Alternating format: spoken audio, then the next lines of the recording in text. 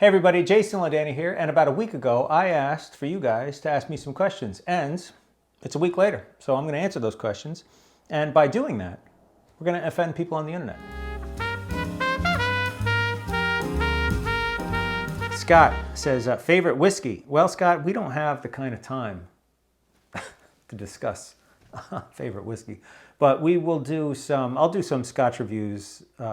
I did a video a while back where I talked about like, my top 10 Scotches, whatever, but it's been a while since I've done that, and I think I'll do more individual.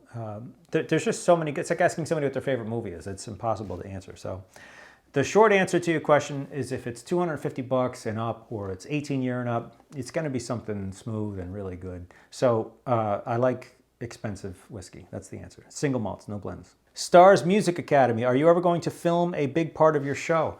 Yes. Yes, we are. We just signed a deal. I can't really talk much more than that, but you will see my show and you'll be able to enjoy it on some platform.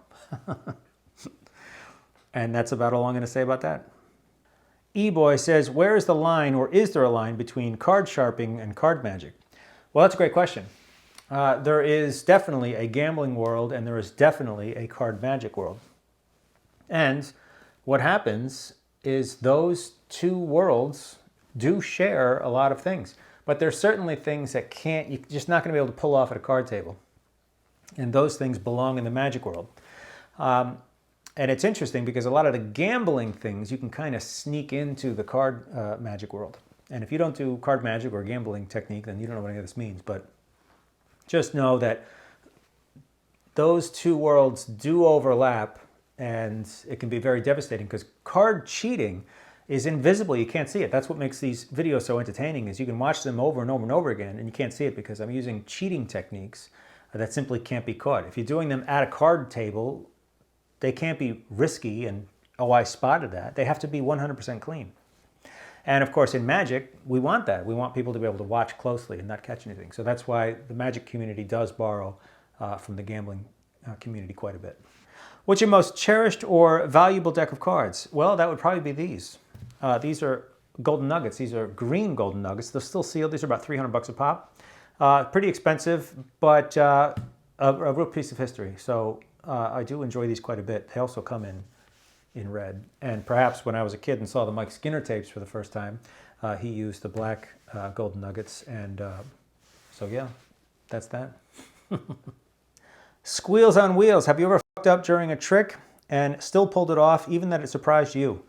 Yes, there was one time I was doing a show on the West Coast, Red Spade Theater, and I had done a full deck memorization. The deck is shuffled by the audience, and you can memorize the full deck. And I got to the end, and I couldn't remember the last couple cards. And it was pretty awkward on stage. And I trusted my mentor. He said, if it doesn't come, just give it a minute. And you're on stage, you can feel the audience staring at you. It's dead silent, and you're just sitting on stage with your eyes closed, hoping these last two cards are going to come to you. And I'm saying to myself, he said, just be patient. And if you bail, the audience is going to be like, okay, you got most of it, fine. But sure enough, those cards came, and I called him immediately after the show, and I said, you were right. And he said, I told you so. That was, I wouldn't call that that was a near miss, for sure. But it certainly felt like I was paralyzed, a deer in the headlights during the show. From Venturino, has anyone ever offered you a lot of cash to be their poker dealer in the early days of your career? Oh yeah. Yeah. As a matter of fact, it was a year ago or something, I did a video where the whole video was like a minute of screenshots from emails, Facebook messages, Instagram DMs from people that wanted me to deal in their games, and they were dead serious. People were offering flights. I posted the video about a year ago. You can go look for it if you want. But yeah, I had to turn down a lot of those offers. How different is your public persona from your real one? Well, as my good friend and world-class card cheat Tony Cabral says, when I go on stage and perform, I have to tone down the real version of me. It's true, actually. How many hours of practice per day and per week? It really depends on my schedule. I think I answered this in my last AMA, but I practice every day, whether it's 2 hours, whether it's 4 hours. That's kind of a norm for me. It's on and off throughout the day. I can't help but to sit down and hash out an idea. Or I finish a show and I come home and I isolate something I feel like I needed to do better during the show. On a weekend, I can do all day. If I'm off, I can quite literally get up at 10 and shuffle cards until it's dark out. So how many hours do I practice? Yes. Talk about the discipline that it takes to be great.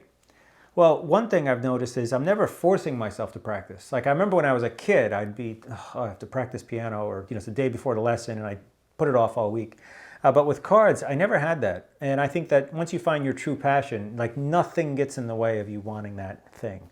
And you enjoy practice, even practicing the things that you're not good at. When you're not very good at a move and you keep failing it and keep failing it and keep failing it, that can be discouraging to some people. But for me, I know that I'm gonna progress through this and it's gonna get better. So I find that if you're really passionate about something and you want to be great at it, nothing's gonna stop you. Nothing's gonna stop you from learning whatever it is you want to learn. And if you find that you want to be great at something but you're struggling to get there, you need to find that inspiration, maybe find that mentor, find someone that can help inspire you to get to the point where you kind of constantly work towards it and you enjoy that journey. That really is the secret. From Daniel, if you could change one choice you made in your career, what would it be? Well, I think that 20 years ago, I used to go on online message boards, forums and things with other magicians and discuss ideas or thoughts, or somebody would chime in with a question and I'd answer. And then you just have 50 other magicians argue with you and say that you're wrong and you're an idiot and all that. And I used to care. I used to think, well, no, they're wrong. How can I change their mind and see what I see? But no, that's the blind leading the blind.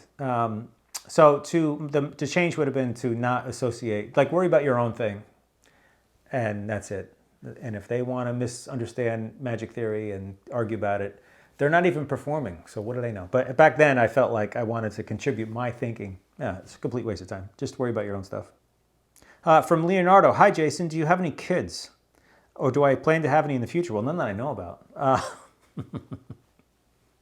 Am I going to teach them any card tricks? No, it's just dogs for me. The ultimate life for me is just like living in Italy somewhere in some villa with like 3 dogs, in a vineyard. That to me, that's great. Kids running around, oh no, that does not sound like a good time to me. So maybe I'll teach my dog some card tricks. Did you adopt your dog? No, it's my biological dog. How many people can learn what you do? Well, anybody can learn what I do. All you have to do is read the same books that I read, practice as much as I practice, have the same passion and focus that I have, sell your soul. And there's nobody that can do it. Let's just be honest, there's nobody that can do the things that I do. And the proof is that nobody makes the same videos that I make. You can say, oh, this guy does this, but there's things that I do that just nobody else can do, and you're going to have to face that. I know that people are going to hear that and say, this guy's out of his mind, but I hate to tell you, buck stops here, man. Biggest challenge you've ever won? Well, that was the Drake one. Everybody asked that question, but Drake bet $10K and, he lost it. And he paid. He paid right away. It was a good one. It was a very nice one.